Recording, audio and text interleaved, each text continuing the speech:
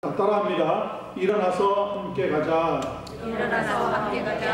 한 번 더요. 크게. 일어나서 함께 가자. 일어나서 함께 가자. 오늘 주어져 있는 본문 속에 들어있는 말씀의 내용을 제목으로 삼았습니다. 일어나서 함께 가자. 이번에 한국의 봉준호 감독이라고 하는 분이 만든 기생충이라고 하는 영화가 각본상, 국제영화상, 감독상, 작품상 등 오스카상 4개를 거머쥐면서 미국을 깜짝 놀라게 했습니다. 이 영화는 한국 사회의 어두운 상급 사회와 하급 사회의 계급적인 갈등을 그린 것으로 알려져 있고요.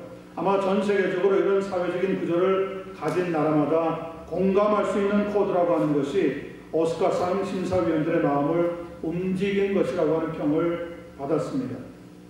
그런데 1965년에 4개가 아니라 5개, 작품상, 감독상, 녹음상, 편곡상, 편집상 등 오스카상 5개를 받은 유명한 영화가 상영된 적이 있습니다.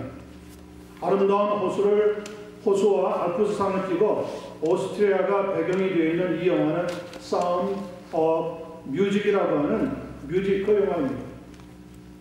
줄거리는 이렇습니다. 2차 대전 당시에 나치의 눈을 피해서 조국을 떠나 오스트리아에 머물게 된 트랩 대령의 7 자녀를 돕기 위해서 마리아라고 하는 여인이 가정교사로 오면서 시작되는 줄거리입니다.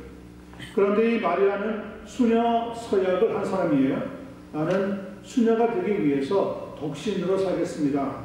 이렇게 서약을 했던 견습 수녀였는데 그만 들어와서 가정교사로 있는 동안에 트랩 대령을 사모하게 됩니다.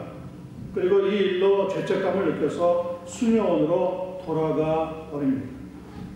돌아와서는 아무도 만나길 원치를 않으니까 모든 수녀들이 걱정을 하는 가운데 그 소식을 들었던 수녀 원장이 불러서 대체 무슨 일이 있었느냐고 물어봅니다. 마리아는 아무 대답을 못합니다. 그러자 어떤 일인지 짐작했던 수녀 원장이 다시 이렇게 물어봅니다. 누구를 사랑하게 되었습니까? 마리아는 자기 자신이 주님께 바쳐졌다고 생각을 했는데 어떻게 사람을 사랑할 수 있게 되었는지 모르겠다고 상당히 당황스러워합니다. 그때 수녀 원장은 이런 말을 해줍니다. 하나님과 우리의 사랑뿐만 아니라 남녀 간의 사랑도 성스러운 것입니다. 이 말에 용기를 얻은 마리아는 트랩 대령의 집으로 돌아가 결혼을 하고 7 자녀와 같이 산다고 하는 그러한 줄거리를 가지고 있습니다. 여러분, 사람이 이 세상에 태어나서 맺는 관계 속에서 가장 신비한 관계는 사랑하는 사람을 만나서 결혼하고 일생을 같이 살아가는 것 아니겠습니까? 어떻게 전혀 다른 배경에서 살던 두 사람이 일생을 약속을 하고 행복을 얻으려는 주림 열차를 타게 되는지 진정 신비 중의 신비라고 말할 수밖에 없습니다.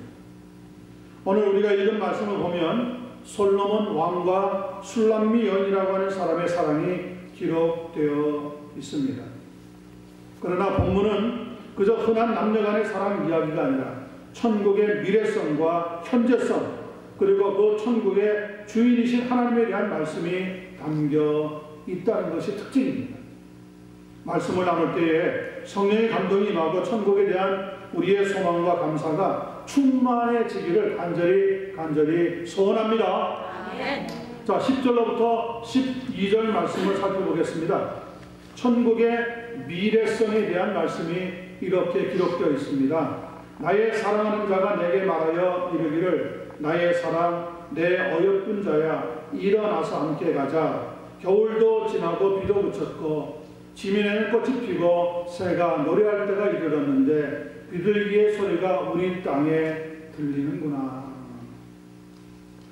분명히 아가사는 솔로몬 왕이 사랑하는 술람미 여인에 대한 자신의 감정을 표현하고 있는 이야기를 담고 있습니다.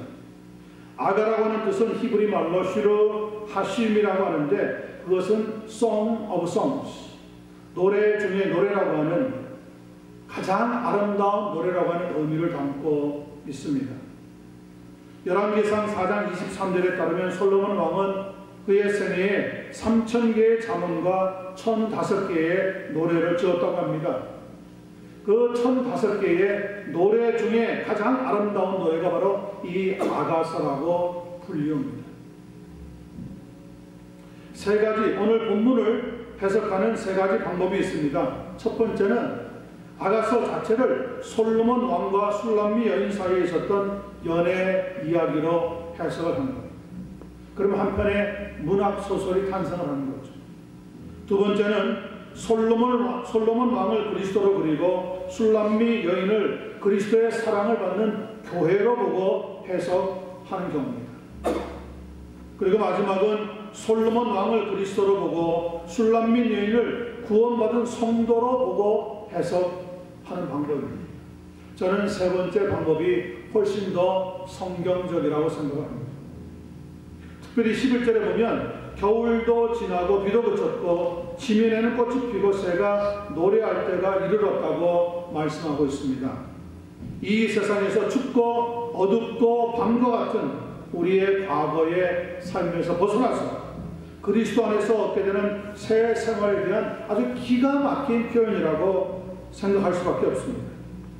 로마서 13장 12절부터 14절 말씀을 한번 들어보세요. 밤이 깊고 낮이 가까웠으니 그러므로 우리가 어두움의 일을 벗고 빛의 갑옷을 입자. 낮에와 같이 단정히 행하고 방탕하거나 술 취하지 말며 음란하거나 호색하지 말며 다투거나 시기하지 말고 오직 주 예수 그리스도로 옷 입고 정력을 위하여 육신의 일을 도모하지 말라. 예수님을 나의 구주로 믿기 전에 우리의 삶은 추운 겨울과 같다는 것입니다. 그러나 예수님을 나의 주님으로 믿고 나면은 꽃이 피고 새가 노래하는 봄을 맞이하게 되는 것과 같다고 오늘 성경은 분명하게 가르쳐주고 있습니다. 그래서 12절 끝부분을 보면 이런 이야기가 나오고 있습니다. 비둘기의 소리가 우리 땅에 들리는구나. 비둘기라고 하는 새는 옛날이나 지금이나 서방이나 동방이나 그리고 전 세계적으로 평화를 상징하는 새로 알려져 있습니다. 영적으로 얘기하자면 하나님의 나라는 평강의 나라라고 하는 겁니다. 그리고 이 평강은 예수님을 영접하는 순간 우리에게 임하게 되어 있습니다. 요한복음 14장 27절입니다. 평안을 너희에게 끼치노라. 곧 나의 평안을 너희에게 주노라. 내가 너희에게 주는 것은 세상이 주는 것과 같이 아니하니라. 너희는 마음에 근심하지도 말고 두려워하지도 말라. 누가 평안을 우리에게 주신다고요? 예수 그리스도께서 우리에게 평안을 주신다고 약속하고 있습니다. I'll leave my peace with you. I'll give my peace to you. I do not give you as the world gives. Do not let your heart be troubled and do not be afraid. I will give my peace to you. 내가 나의 평안을 너희에게 주겠다. 예수 그리스도를 믿는 그 순간 비둘기로 상징되어 있는 하나님의 평강이 우리의 심령에 임하게 된다는 거예요. 물론 솔로몬 왕을 그리스도로 그리고 술람미 여인을 그리스도의 사랑을 받는 교회로 해석하는 것도 그리 크게 틀린 것은 아니겠지만 솔로몬 왕을 그리스도로 그리고 술람미 여인을 구원받은 성도로 보고 해석을 해야 본문은 더 확실하게 그 의미를 깨달을 수가 있습니다. 비록 이 땅에서는 우리 모두는 천국 시민으로 살아가고 있지만 세상을 떠나면 그때는 실제로 하나님의 나라인 천국에 들어가게 되는 겁니다. 그래서 주님은 우리에게 이렇게 말씀합니다. 나의 사랑, 내 어여쁜 자야, 일어나서 함께 가자. 죽음의 끝이 아니라는 거죠. 죽음은 천국 생활의 시작일 뿐이라는 이야기입니다. 사람이 죽으면 보통 가족들은 크게 상심하기 마련입니다. 그런 점에서 성도라고 해도 그리 크게 다르지는 않습니다. 더구나 시신을 남은 관이 땅에 묻히는 순간 저는 보았습니다. 오열하기도 하고 통곡을 하는 가족들도 있더라고요. 그것은 끝이라고 생각하기 때문에 그런 겁니다. 다시는 못 볼 것이라고 믿기 때문에 그런 행동을 보이게 되어집니다. 예수님의 친구였던 나사로가 죽었을 때 그의 두 여동생 마르다와 마리아도 그렇게 생각을 했습니다. 그런 두 사람에게 예수님은 이렇게 묻습니다. 요한복음 11장 25절 26절입니다. 나는 부활이요 생명이니 나를 믿는 자는 죽어도 살겠고 무릇 살아서 나를 믿는 자는 영원히 죽지 아니하리니 이것을 네가 믿느냐?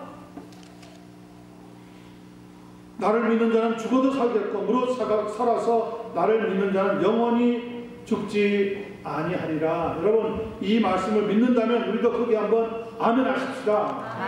아멘. 아멘.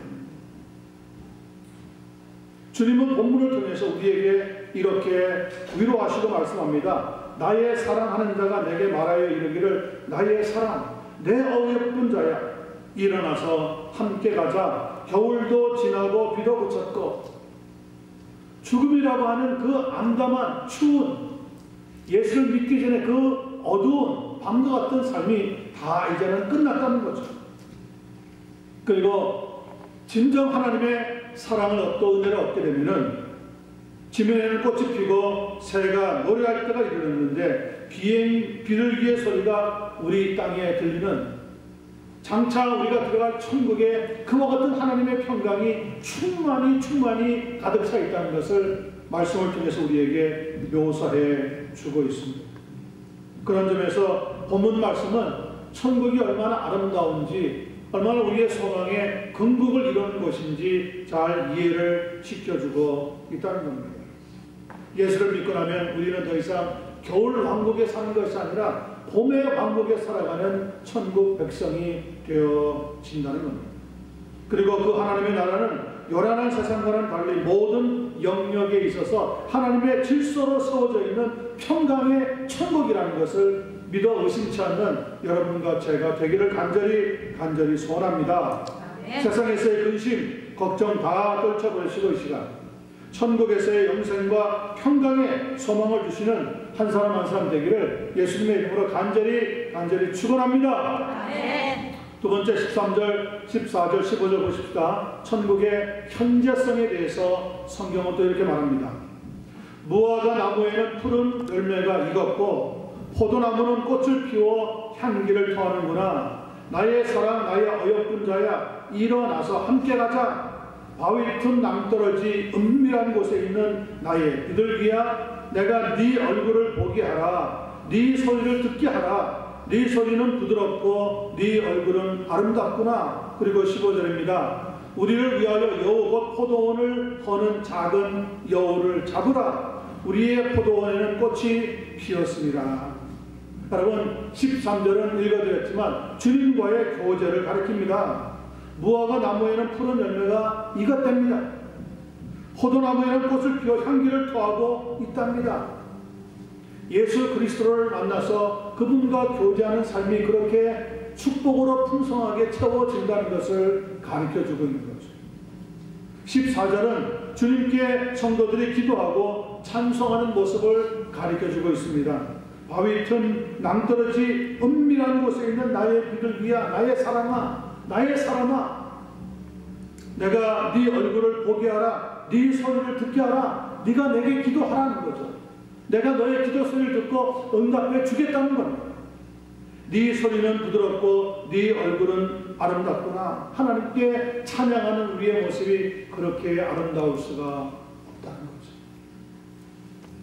그리고 15절에서 우리를 위하여 여호 곧 포도원을 허는 작은 여우를 잡으라. 우리의 포도원에 꽃이 피었다고 하는 말씀을 보니까 이 부분은 천국의 현재성을 의미하고 있다는 것을 확실히 알 수가 있습니다.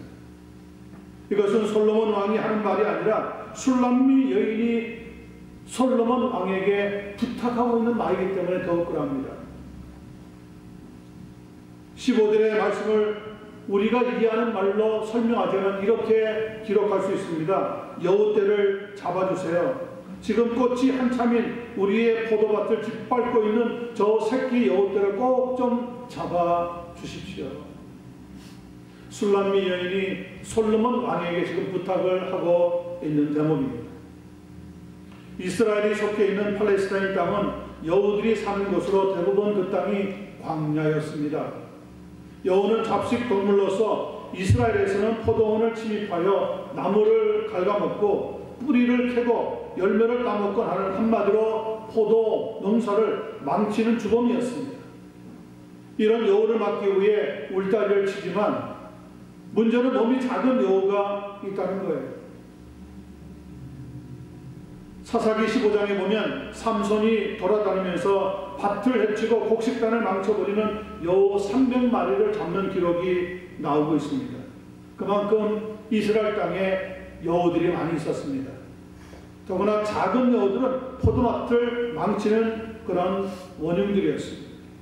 그래서 이 여우는 이스라엘의 신앙을 영적으로 말하자면 망치게 만드는 우상 숭배를 뜻하는 겁니다. 무화과 나무나 포도나무는 성경에서 이스라엘을 상징하고요, 현재는 우리가 몸담고 있는 교회를 의미합니다. 북왕국 이스라엘이나 남왕국 유다가 망했던 것은 그들에게 신을 인정하는 종교심이 없어서가 아니었습니다. 그들은 살아계신 하나님을 섬긴 것이 아니라 사람이 만든 우상 앞에 절을 하고 제사를 드렸기 때문에 스스로 나라의 운명을 재촉하고 있었던 겁니다. 에스겔서 8장을 읽어보면 하나님이 하나하나 유다 나라의 백성들이 얼마나 우상 숭배를 많이 하고 있는지 에스겔 선지자에게 가르쳐줍니다. 인자야, 이제 너는 눈을 들어 북쪽을 바라보라. 성전이 있는 북쪽을 바라보라는 거죠. 북쪽을 바라보니 제단 문 어귀 그쪽에 질투의 우상이 서 있더라는 거예요. 인자야, 이스라엘 족속이 행하는 일을 보느냐? 하나님이 에스겔에게 물어봅니다. 그리고 나서 이번에는 뜰 문에 가게 하여 보니까 그 뜰 문 앞에 담이 있는데 담에 구멍이 나 있습니다. 구멍으로 들어가 보니 하나님이 이 담을 헐고 들어가 보라 그래서 들어가 보니 한 문이 나오는데 그 안에서 각양 곤충과 가증한 짐승과 이스라엘 족속의 모든 우상을 그 사방벽에 그려놓는 것을 보게 됩니다. 그뿐 아니라 이스라엘 족속의 장로 중에 70명이 그 앞에 서서 각각 손에 향도를 두고 그 우상들 앞에 제사를 드리고 있는 모습을 보게 되어지더라. 하나님은 이스라엘 족속들의 이 우상 숭배를 보면서 에스겔 선지자에게 말합니다. 인자야, 네가 그것을 보았느냐? 이들이 이거보다 더 가증한 일도 하는가? 그리고 나서는 하나님께서 에스겔 선지자에게 성전 북쪽 문으로 가보라고 합니다. 북쪽 문으로 가보니까 거기는 여인들이 모여 있는데 바벨론의 우상이었던 담무스를 섬기고 있는 모습이 보여지는 거예요. 인자야, 네가 그것을 보았느냐? 그들이 하는 일이 결코 적은 일이냐? 하나님이 에스겔 선지자에게 분노하여 물어보십니다. 마지막으로 이번에는 여호와의 성전을 등지고 동쪽을 향하여 나아가라고 합니다. 동쪽 문으로 가보니까 거기에는 이스라엘의 제사장들 25명이 모여서 동쪽 태양을 향하여서 섬기고 있는 우상 숭배의 모습을 보여줍니다. 자, 보세요. 이스라엘 족속들 대부분, 이스라엘 장로들 대부분, 이스라엘 제사장들 대부분, 여인들까지 포함하여서 무엇을 하고 있더라? 우상 숭배를 하고 있더라. 하나님이 말씀합니다. 그들이 이 가증한 일을 하는 일이 네 눈에는 작은 일로 보이느냐? 하나님은 용서하지 않겠다고 말씀합니다. 결국 이스라엘 족속은 무너집니다. 북왕국 이스라엘도 무너지고 남왕국 유다도 무너지고 말았습니다. 여러분, 우리의 신앙을 무너뜨리는 것은 큰 사건들이 아닙니다. 이렇게 작은 사건들, 우리의 내부에서 일어나고 있는 이 일들이 우리의 신앙을 무너뜨리고 만다는 거예요. 작은 여호는 그래서 바로 우상을 섬기고 있는, 세상을 향하고 있는 우리의 마음을 나타내는 그러한 존재로 오늘 본문에 기록되어 있습니다. 우리가 살고 있는 캘리포니아에 산불이 일어나면 얼마나 무서운지 모릅니다. 삽시간에 모든 산들을 다 태워버립니다. 한국의 몇 배씩 되는 땅들이 막 아깝게 타버리고 맙니다. 사람들은 이 불을 끄기 위해서 얼마나 고생을 하고 소방대원들이 노력을 하다가 몇 명씩 죽어나가는 겁니다. 그런데 여러분, 눈에 보이는 이 무서운 산불보다 캘리포니아에 살고 있는 주민들이 가장 무서워하는 것이 뭔지 아세요? 털맛입니다. 흰 개미떼들입니다. 눈에 보이지 않습니다. 그런데 이 흰 개미떼들이 어느 한 곳에 서식하면 그 서식한 곳을 다 완전히 속으로 파먹고 들어가서 무너질 때까지 거기에서 떠나지 않는다. 그래서 캘리포니아는 가장 무서운 게 산불도 무섭지만 눈에 보이는 산불, 보이지 않는 흰 개미떼, 이 털맛이 얼마나 무서운지 알 수가 없다는 겁니다.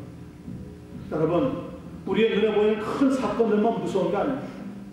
오늘 성경은 작은 여우를 잡으라고 합니다. 하나님의 나라, 온전한 천국에는 작은 여우가 있을 수 없겠죠. 그러니 오늘 이 작은 여우가 있는 포도원은 우리가 있는 지금 교회, 현재, 천국의 현재성을 말하고 있는 것이 틀림없단 말이에요. 옛날 시골에서는 여우를 잡을 때 굴 속에다가 불을 지폈다고 합니다. 여우 굴은 한쪽이 막혀 있기 때문에 굴 속에 불을 피우면 그 연기에 질식한 여우가 튀어나올 때 사람들이 기다리고 있다가 그 여우를 잡아 버리게 된 거고 합니다. 여러분, 우리 가운데 우리의 심령에 여우가 들어와 있다면, 우리를 무너뜨리려고 하는 세상 것들이 들어와 있다면 무엇으로 쫓아내야 되겠습니까? 성령의 불로 쫓아내야 합니다. 에베소서 5장 18절입니다. 술 취하지 말라. 이는 방탕한 것이니 오직 성령으로 충만함을 받으라. 천국의 현재성을 띠고 있는 교회에서 믿음 생활 잘하는 방법은 두 가지입니다. 하나는 말씀의 충만, 또 하나는 성령의 충만입니다. 이 두 가지 방법밖에 없습니다. 사랑하는 성도 여러분, 이 두 가지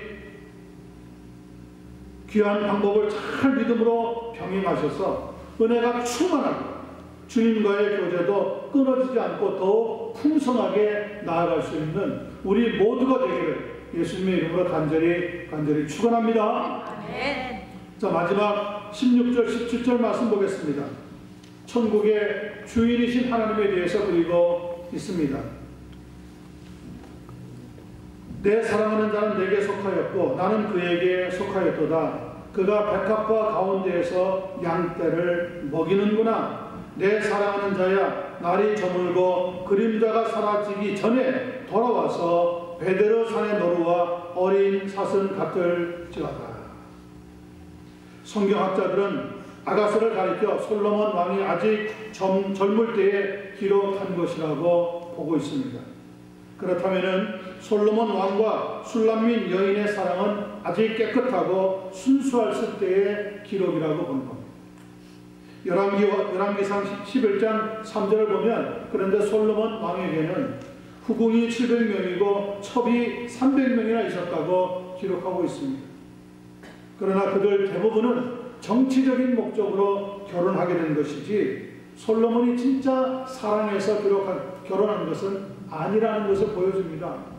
그리고 그 대부분의 여인들은 솔로몬이 나이가 많았을 때 그의 마음을 돌이켜서 하나님이 아니라 다른 신을 따라가도록 만드는 원인 제공을 하였다고 기록합니다. 그러나 술람미 여인은 달랐습니다. 술람미 여인이 살던 곳은 예루살렘에서는 북쪽, 그리고 갈릴리 호수에서는 남쪽, 그 중간에 자리 잡고 있는 수넴이라고 하는 동네였습니다.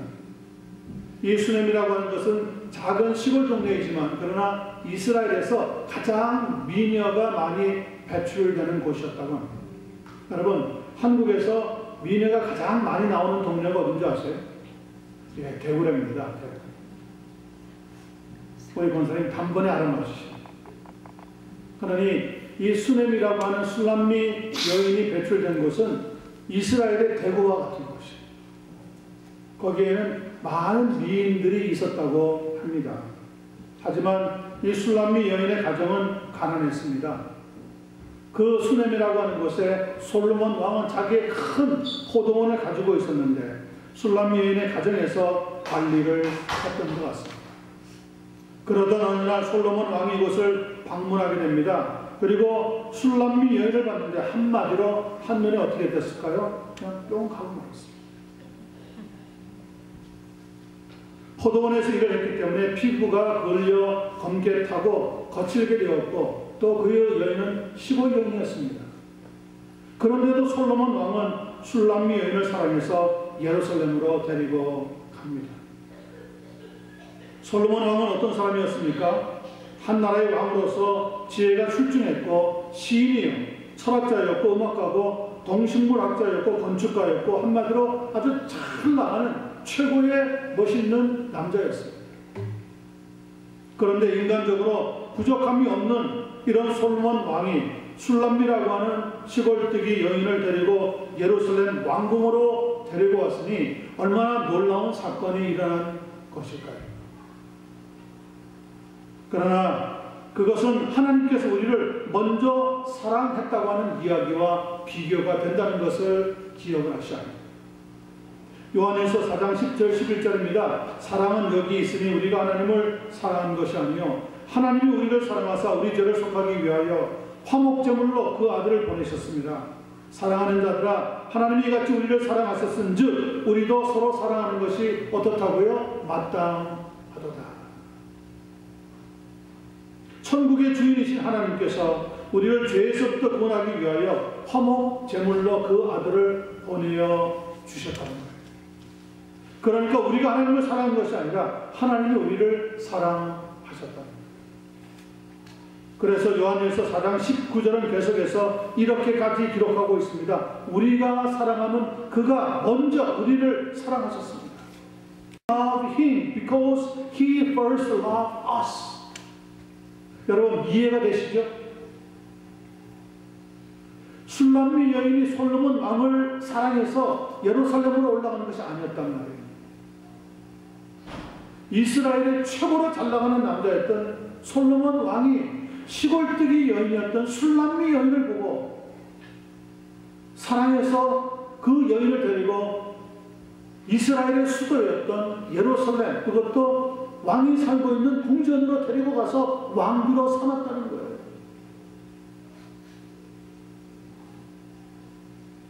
천국은 하나님이 거하시는 처소입니다. 우리가 그 처소에 갈 수 있는 것은 무슨 공로를 세웠거나 우리에게 자랑할 것이 있어서가 아니라는 겁니다.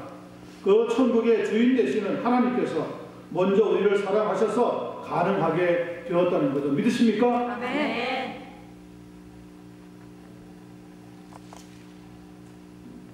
성경은 분명하게 이야기합니다. 우리를 먼저 사랑하신 하나님께서 우리를 천국으로 데려가시기 위해 우리의 죄를 담당할 수 있도록 하나님의 아들을 보내어 주셔서 십자가에 죽도록 내버려 두셨다는 거죠. 로마서 5장 8절은 이렇게 증언하고 있습니다.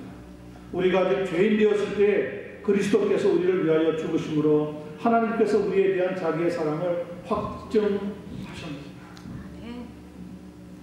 구약 성경 39권 중에 아가서를 성경에 포함시킬 것인지 말 것인지 처음에는 의견이 분분했다고 합니다.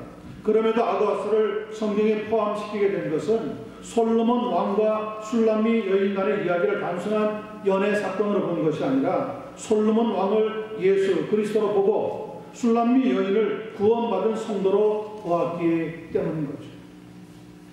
오늘 본문 17절에 보니까 베데르 산이라고 하는 말이 나옵니다. 이 베데르라고 하는 것은 둘로 쪼갠다 그런 뜻을 가지고 있어요. 그러니까 아마 깎아 세운 듯한 절벽과 같은 곳에 본문에 나와 있는 사슴과 어린 노루와 같은 것들이 거할 수 있는 집을 마련하게 되었다는 거죠. 이런 산에 아무도 접근할 수 없는 이 절벽 같은 곳에 어린 노루와 사슴은 자기의 집으로 삼고 평강을 누릴 수 있었단 말이에요. 마찬가지로 천국은 아무나 들어갈 수가 없습니다. 예수님은 심지어 이렇게까지 말씀합니다. 마태복음 19장 23절에 보면 내가 진실로 너에게 이르노니 부자는 천국에 들어가기가 어려우니 마치 낙타가 바늘길을 들어가는 것보다 더 어려우니라. 베드로산 깎아지른 듯한 절벽 같은 한 덩어리의 산을 둘러 쪼개서 아주 날카롭게 되어 있는 그렇게 보이는 산, 바로 그곳에 어린 노루와 사슴은 자기의 집으로, 자기의 거처로 삼을 수 있고 아무도 접근할 수 없는 그런 곳이 되었다는 거죠. 오직 천국의 주인이신 하나님께서 우리에게 은혜를 주셔서 허락해 주실 때에만 우리는 천국에 들어갈 수 있다는 것을 믿습니다. 히브리 학자들은 솔로몬이나 술람미라고 하는 이름의 어원이 샬롬이라고 하는 단어에서 같이 나왔다고 합니다. 그런데 이 솔로몬은 능동적인 의미를 가지고 있습니다. 액티브한 말이고요. 술람미는 패시브한 의미를 가지고 있습니다. 수동적인 의미를 담고 있다는 겁니다. 그러니까 솔로몬은 다른 사람에게 평안을 줄 수 있는, 즉 평안의 주인과 같은 사람이라면 술람미는 자신에게는 평안이 없지만 평안을 받아들여서 평강의 삶을 살아갈 수 있게 되었다고 하는 의미를 각각 나타낸다는 겁니다. 자, 그 천국의 주인이신 하나님께서 우리에게 이제 추운 겨울과 비가 그쳤고 따뜻한 봄이 왔으니 나의 사랑, 나의 어여쁜 자야, 일어나서 함께 가자고 권면하고 있는 겁니다. 분명히 술람 여인과 솔로몬 왕의 사랑의 이야기입니다. 그러나 그 이야기의 영적인 의미는 하나님께서 우리를 사랑하셔서 우리에게 천국으로 함께 가자고 권면하고 있는 구원의 이야기가 담겨 있다는 거예요. 여러분, 천국은 아름다운 것입니다. 그리고 복된 것입니다. 예수 그리스도를 따라가시면서 이 세상에 유혹되어서 풍요와 사치에 빠지지 말고 이 세상에 살되 나를 사랑하사 나를 위하여 자기 목숨을 버리신 하나님의 아들 예수 그리스도를 믿는 믿음 안에서 살아가는 복된 성도가 되시기만을 예수님의 이름으로 간절히 축원합니다. 아멘. 기도하겠습니다.